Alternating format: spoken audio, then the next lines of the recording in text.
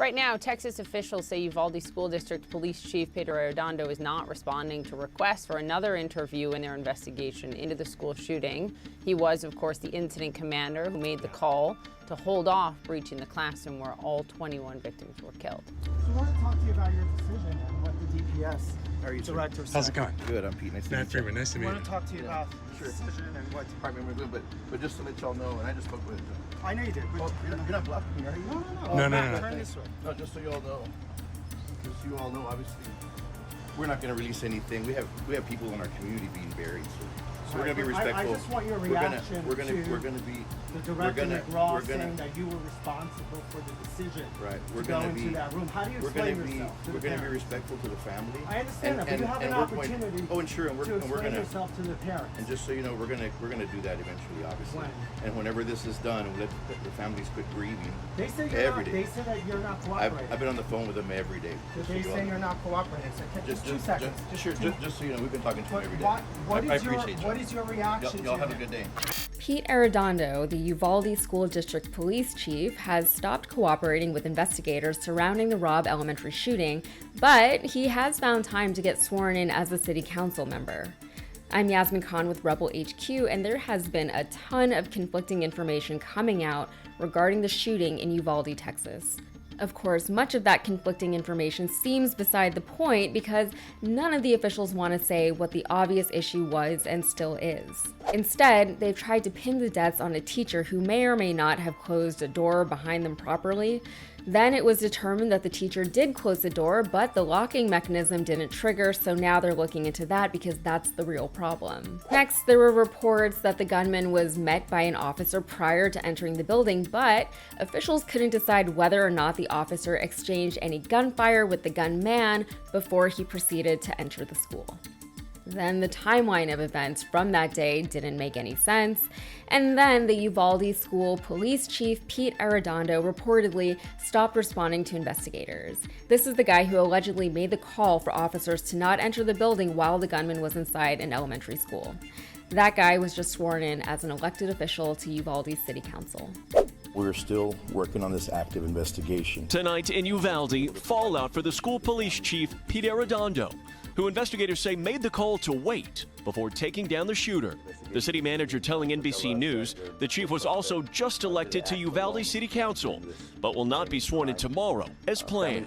Arredondo, chief since 2020, has not issued any comment since the shooting, where authorities say officers waited inside Robb Elementary for 47 minutes before killing the gunman. Now, to be fair, the election took place before the shooting and before Arredondo's known involvement in it. Still, the decent thing to do, especially while you're ghosting investigators, would be to step down from the city council following an incident in which your unapologetic lack of leadership had immediate and dire consequences. But no, mediocrity will always covet power and authority, and the unfortunate thing is that it often gets it. Arredondo graduated from high school in Uvalde back in 1990, and he would start off his career in law enforcement as a 911 dispatcher. He was big on education, and he recently led a training course on how to deal with active shooters. One of the topics covered in the training was actually called Stop the Killing, and another was called Stop the Dying. He had a lot of ideas about how to make Uvalde a better place, and he ran for the city council on a platform of keeping the city clean. He also had some ideas for more efficient city spending, which is interesting because, as we've all heard, since this tragedy first occurred, the police in Uvalde get 40% of the city's budget. I'm not sure how much it costs for him to train all these other officers on how to manage an active shooter situation, but it doesn't seem like it was money well spent. Now, he doesn't have time to take calls from journalists or investigators, but he did find time to get sworn into a position of even higher authority. I don't know, if I were responsible for something like what happened in Uvalde, I wouldn't be able to get out of bed in the morning, let alone sworn into a position on a city council. But that's just me. What's troubling is that these undeserving types are still given positions of authority over ordinary citizens, and as we know, people are highly and undoubtedly fallible. Today we live in a democracy that we think helps shield us from the most extreme abuses of power, but as we all should know by now, those systems are themselves fallible. The people who have managed to hoard power in our societies aren't the most deserving or qualified for the roles they fill, but rather than ensuring checks and balances on abuses, we back their egos further with guns and money. And in many ways, this can be extended from elected officials to law enforcement in America. And apart from the countless instances of police brutality that we've unfortunately grown numb to seeing as a nation, I think this is a big part of why the American public has become so disillusioned with cops in general. These cops are supposed to be the arbiters of truth, justice, and peace in society, but as we've seen time and time again, they are downright ineffective. They tend to lead by force and fear, and there have been so many well-documented instances of this that I don't even think it's hyperbolic to acknowledge that anymore. They're people.